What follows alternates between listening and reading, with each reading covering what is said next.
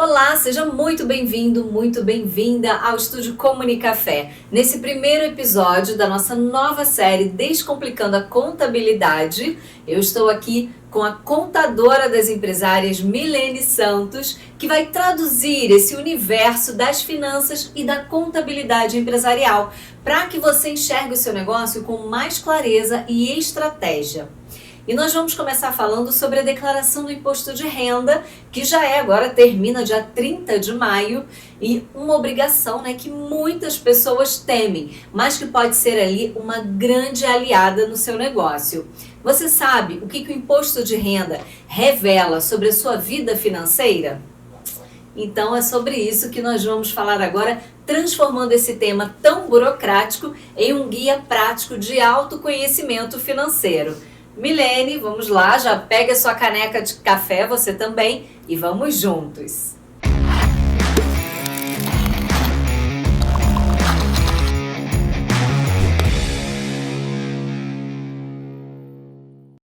Milene, seja muito bem-vinda, que prazer ter você aqui. Muito obrigada, o prazer é meu, muito honrada com o convite. Milene, para a gente começar descomplicando, desburocratizando esse universo das finanças e da contabilidade, explica para a gente qual que é a diferença entre gerenciar dinheiro e gerenciar um negócio. Eu diria que gerenciar o dinheiro é muito mais fácil, porque o dinheiro é só um dos pilares do negócio.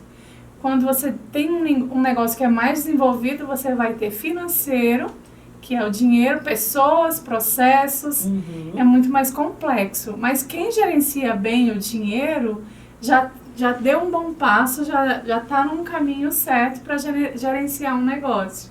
É verdade. E Milene, como é que a contabilidade hoje ela pode ajudar na tomada de decisões estratégicas?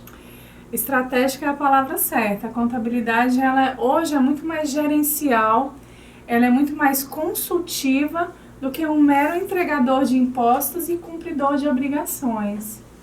Então, ela pode ser um instrumento muito válido para o crescimento do empresário. Só que para isso, ele precisa ter uma comunicação assertiva, precisa estar bem próximo, do seu contador, da sua contadora, precisa ter uma comunicação estratégica e antecipada. Porque Sim. O que acontece muito é que o empresário, ele primeiro faz uma coisa, ele primeiro dá um passo, primeiro toma uma decisão, depois é que ele consulta o contador e aí a contabilidade deixa de ser consultiva e ela passa a ser reativa, Ela tem que consertar ou ajustar aquilo que já foi feito. Sim, e para o negócio crescer, ele precisa de fato de um contador, de uma contadora, é essencial para qualquer negócio, mesmo que ele seja pequeno, Sim, sim, mesmo que ele seja pequeno. Hoje o MEI, em termos legais, ele é dispensado a contabilidade. Mas o MEI, eu diria que ele é só um primeiro passo, ele é só um início para quem quer realmente empreender. Então, a partir da microempresa, ela precisa ser assessorada por uma contabilidade, sim. Sim, até porque quem começa pequenininho ali como MEI, com certeza tem a intenção, a pretensão de crescer, Então, naturalmente, vai precisar aí de um contador, de uma contadora, para ajudar nessa gestão financeira do negócio, Realmente é muito importante. E Milene, quais são ali os principais erros, aqueles erros mais comuns que as pessoas cometem e que mais prejudicam principalmente as pequenas empresas? Eu vou te falar de um erro clássico, que é aquele empresário que muitas vezes começa sozinho e ele mistura as finanças pessoais com as finanças empresariais. Ele não separa. Então, ele não tem como ver o resultado do próprio negócio, porque ele vai ali pagando as despesas pessoais ao longo do mês, ao longo dos dias, pela conta da empresa, ou recebe os rendimentos da empresa na sua conta de pessoa física, mistura tudo ali e ele não sabe qual é o resultado, porque ele já foi consumindo aquele resultado, aquele lucro que ele poderia retirar, e aí não tem como ele ter essa clareza se o negócio está sendo rentável ou não. E isso é mais comum do que a gente imagina, A maioria das pessoas fazem isso e é importante então ter de fato uma conta para pessoa física e outra conta para pessoa jurídica, né? Sim. Quando a pessoa começa a empreender, eu acho que ela já tem que ter uma visão de grande empresário. Não pode se deixar consumir por uma visão pequena, porque a gente empreende para crescer. Sim. Eu imagino que cada pessoa que começa um negócio, ela precisa ter uma visão de ficar rico. Porque se é para você ganhar aquele salário pequenininho, aquele prolabório, aquele rendimento pequenininho e que muitos empresários chamam de salário, é muito melhor você trabalhar como seletista, que você não vai ter a dor do empresário, você não vai ter toda aquela dor de cabeça, perdendo sono, imaginando um negócio para você ganhar pouco. A gente quer empreender para ter sucesso. Para ser grande, com certeza, né? Ainda que o negócio comece ali pequenininho, a visão tem que ser grande, né? Sim.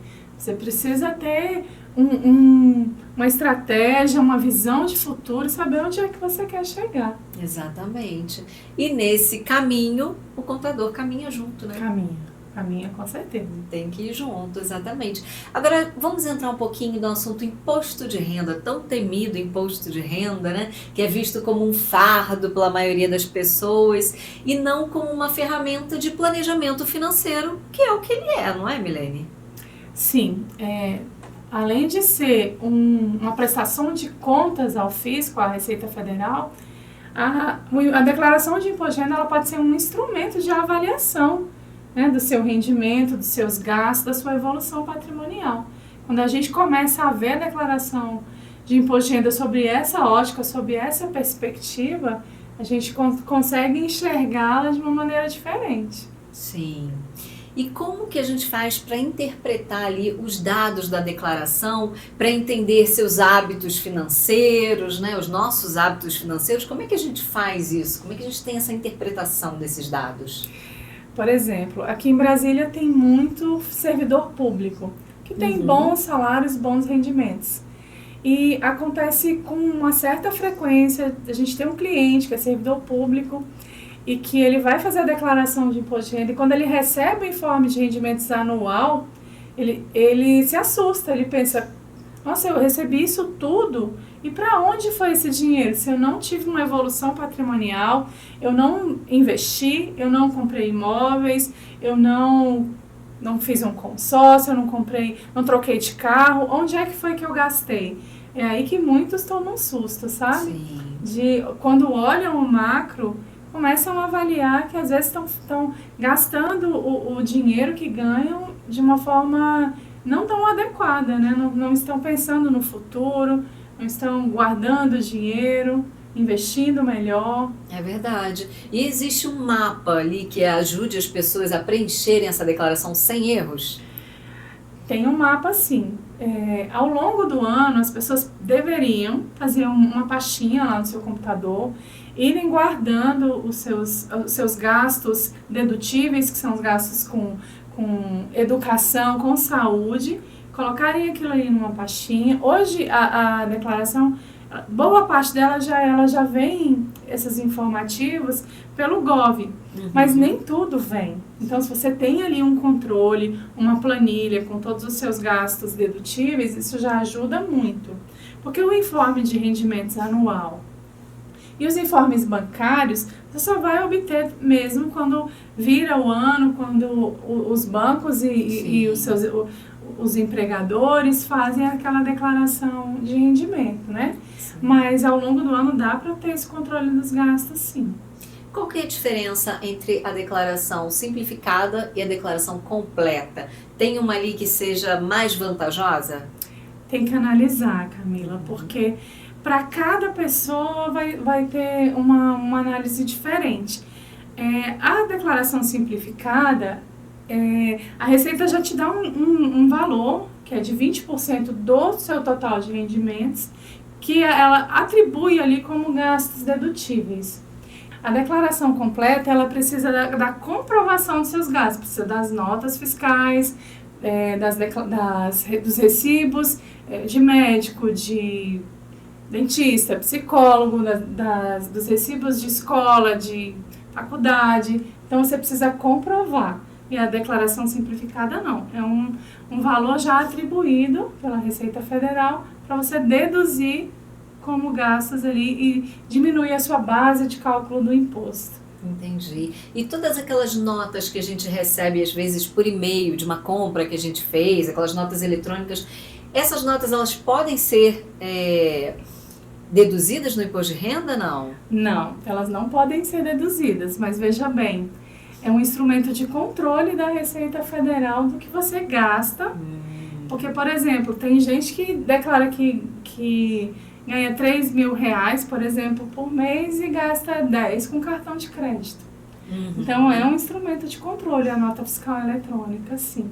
Entendi. Você precisa declarar gastos e rendimentos compatíveis com a sua vida. Porque a Receita Federal é um verdadeiro Big Brother. Ela conhece tudo o que você faz, ela já conhece quanto você ganha, ela já conhece com o que você gasta e onde você gasta. E ela só quer que você comprove, ela só quer saber se você está declarando corretamente ou não. O leão tá de olho, né? E Milene, quais as informações muitas pessoas esquecem de incluir e acabam caindo na malha fina? Uma malha fina clássica é você ter um dependente, que é seu dependente na declaração de imposto de renda, mas é uma pessoa que já tem rendimento, por exemplo, um filho em idade até 24 anos, que faz faculdade, por exemplo, e ele tem um estágio, ele recebe uma bolsa de estágio. Você declara o dependente, mas não declara o rendimento que aquele dependente tem. Esse é um exemplo clássico. Outro seria a pessoa que tem mais de uma fonte de renda, declara aquela fonte principal e, por exemplo, é aposentado e não declara a segunda fonte de renda. Entendi. Isso são os é erros mais clássico comuns, demais. né?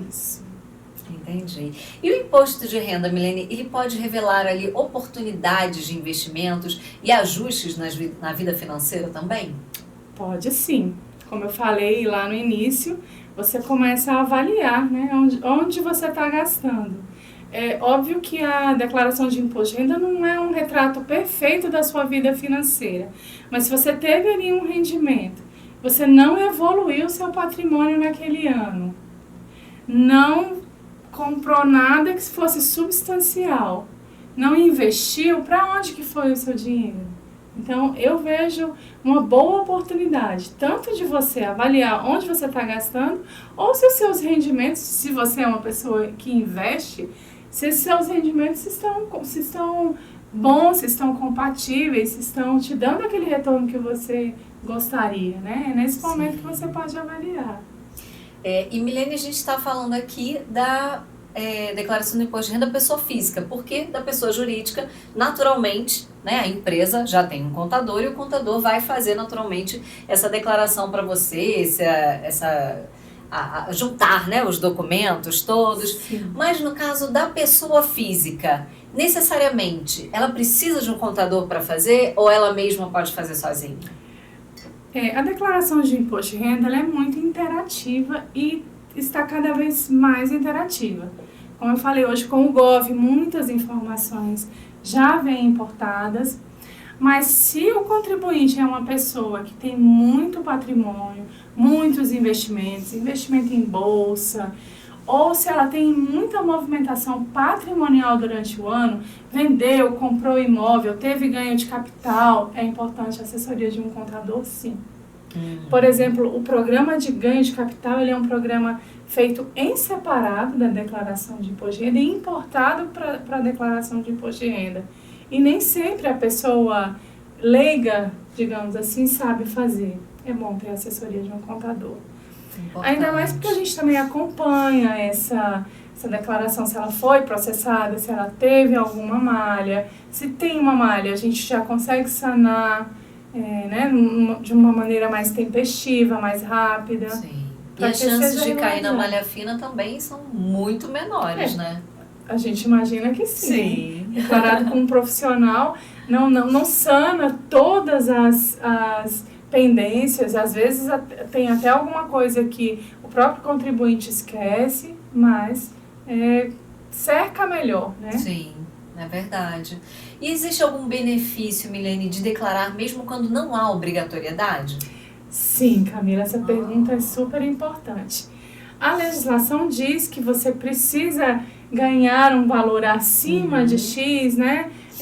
Ou você ter um patrimônio acima de tantos mil. A gente não precisa nem falar em valores, porque, bom, esse vídeo vai ficar aí, cada ano isso muda, mas, por exemplo, se você está formando o seu patrimônio e você tem ali um investimento, digamos, de 100 mil, que você pretende amanhã comprar um imóvel, dar entrada num imóvel, ou investir numa empresa, tornar isso um capital, um patrimônio, é bom que você vá formando essa sua evolução patrimonial, mesmo que isso você não esteja dentro da obrigatoriedade. Porque imagina, hoje você tem 100 mil, e amanhã você dá entrada a um imóvel que custa 300 mil, já é 1/3 do valor do imóvel. Se você não foi formando esse patrimônio, como é que você vai justificar esse imóvel de 300 mil ao final, se você não foi declarando, se você não foi evoluindo, né, com o seu patrimônio financeiro, com os seus bens? Nesse caso, eles declaram como isento, Sim. Mas é importante declarar. Né? Eu acho super importante. E Milene, como evitar pagar mais impostos sem sonegar? Tem algum jeito ali de pagar menos? Eu digo que a pessoa que é assalariada, que ela é seletista, ela praticamente não tem como sonegar. Mas, por exemplo, tem muitas pessoas que trabalham como autônomo, que têm atividades empresariais, mas não formalizadas, e que não declaram imposto de renda, mas tem aí todos os seus gastos, suas compras, seu patrimônio, e acha que isso não é importante. Um conselho que eu dou sempre é: formalize o seu negócio, porque quando você tem uma empresa, você pode pagar os impostos na empresa e distribuir os lucros para a pessoa física de forma isenta. E muita gente não tem essa informação. Quando você paga os impostos na sua empresa, os lucros oferidos pela pessoa física, eles são isentos.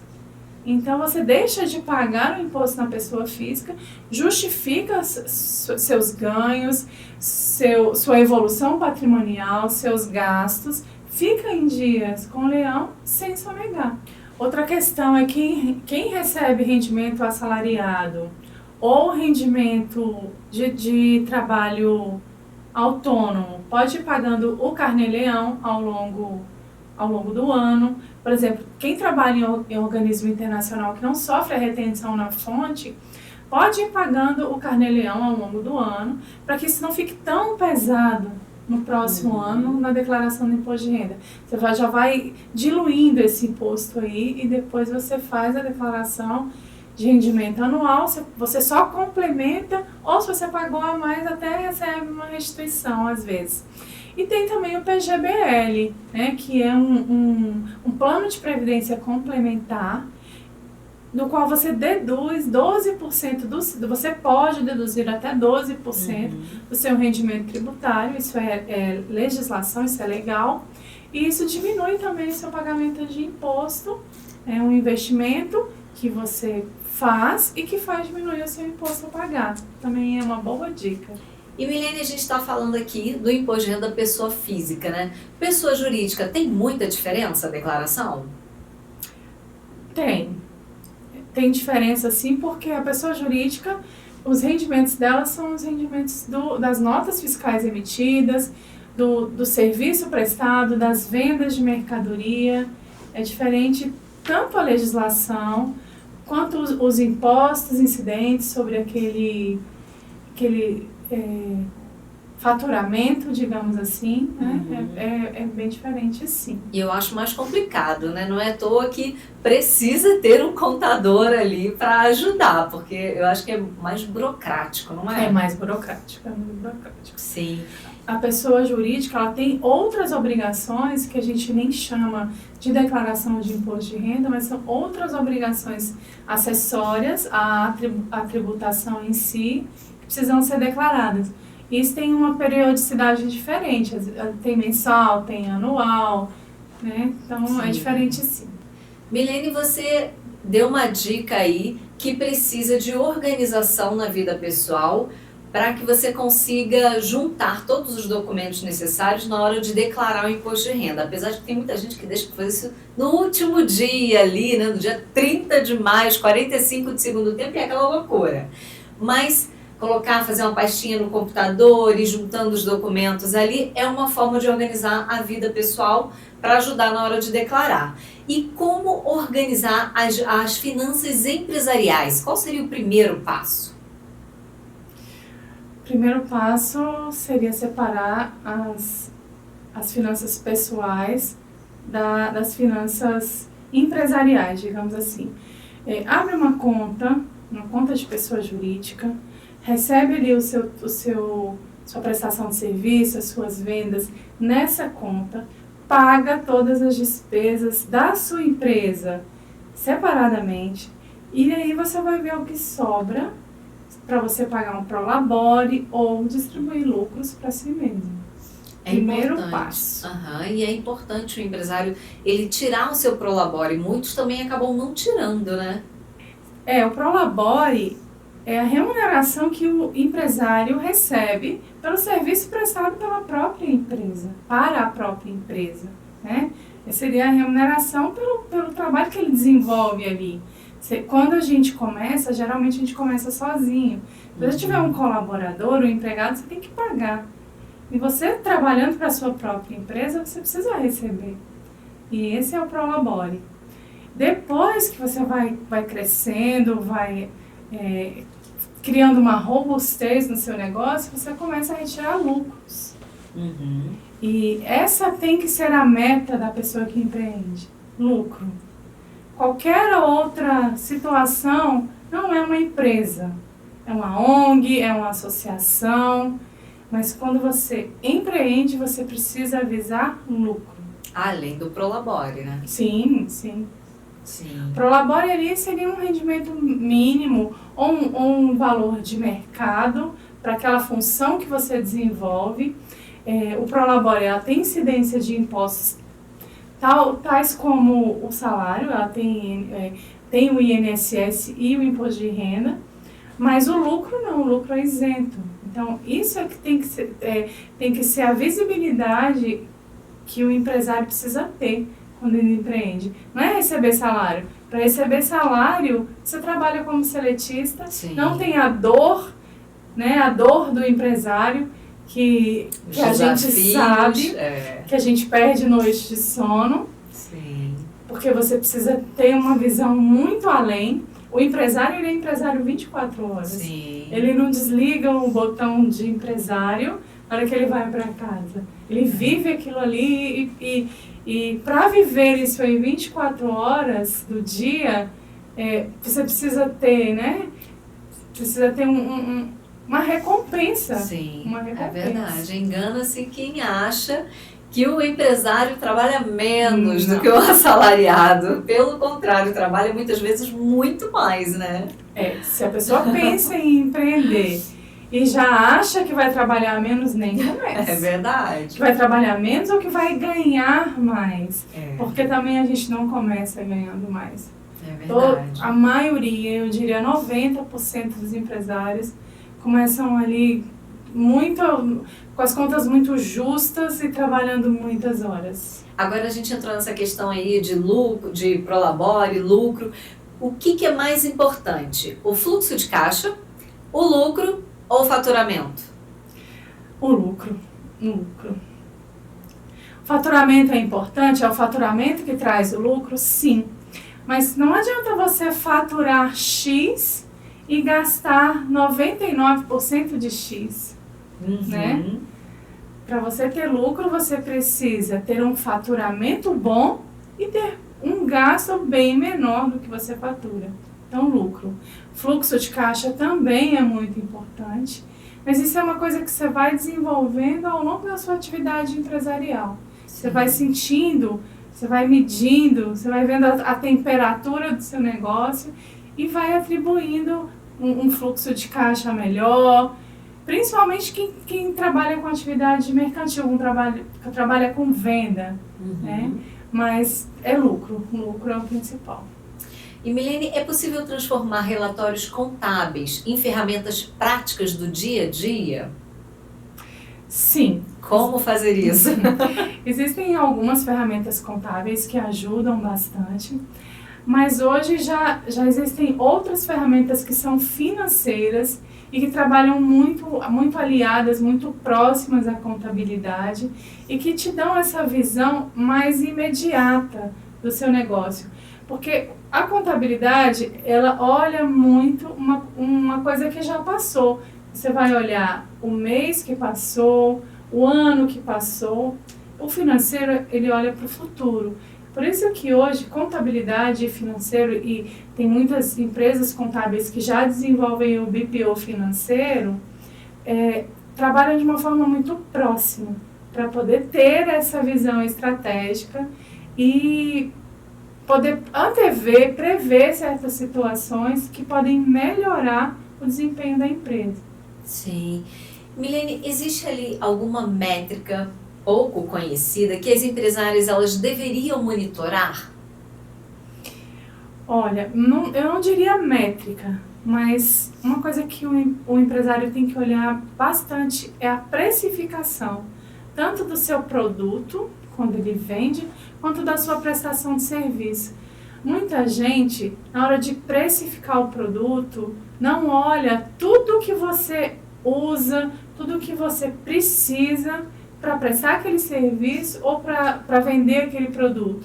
Então, deixa de contabilizar, por exemplo, o seu próprio prolabore, a sua própria remuneração, o combustível que você usa para prestar esse serviço para o seu cliente, a embalagem do seu produto, o próprio imposto, tudo isso tem que ser avaliado na hora de você precificar.